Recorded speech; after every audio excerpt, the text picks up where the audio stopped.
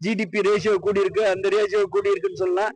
அந்த ரேஷியோ எல்லாம் பொய்த்து போச்சு. புரியல, சொல்லியிருக்கலாம் மொழியா அந்த பொய்த்து போய் வச்சு ஒட்டுமொத்தமாக தமிழக வளர்ச்சி என்று கேட்டால், தமிழக வளர்ச்சி என்று தொழில் வளர்ந்தால்தான் தமிழகம் வளரும். தொழில் துறையில வந்து ஏகப்பட்ட இண்டஸ்ட்ரீஸ எம்என்சி கம்பெனிய வெளிநாட்டு கம்பெனியை இவங்க வந்து கைவிட்டுட்டாங்க, கோட்டை விட்டுட்டாங்க.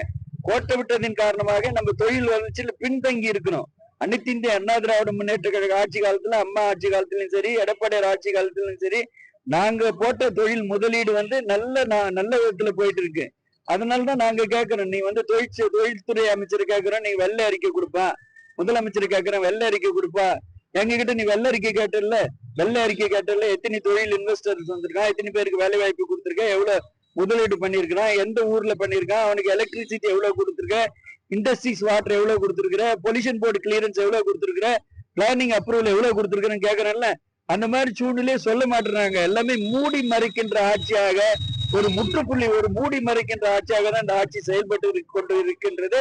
இது மிகப்பெரிய அவல நிலை, மிகப்பெரிய நாட்டு மக்களுக்கு, ஒட்டுமொத்த தமிழக மக்களுக்கு கஷ்டம், தமிழக இளைஞர்களுக்கு மிகப்பெரிய ஏமாற்றம் கொடுக்கின்ற ஆட்சியாக இந்த ஆட்சி, திராவிட முன்னேற்ற கழக ஆட்சியோட செயல்பாடு இருக்கின்றது.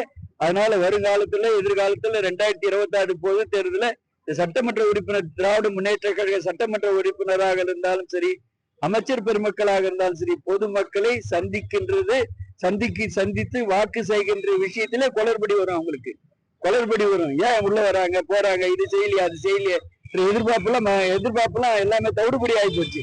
அதனால அந்த நிலைப்பாடு வரும். அந்த நிலைப்பாடு எல்லாம் மாறி அனைத்து இந்திய அண்ணா திராவிட முன்னேற்ற கழகத்தை வெற்றி பெற வைக்கும் எடப்பாடியார் முதலமைச்சராக வருவார்.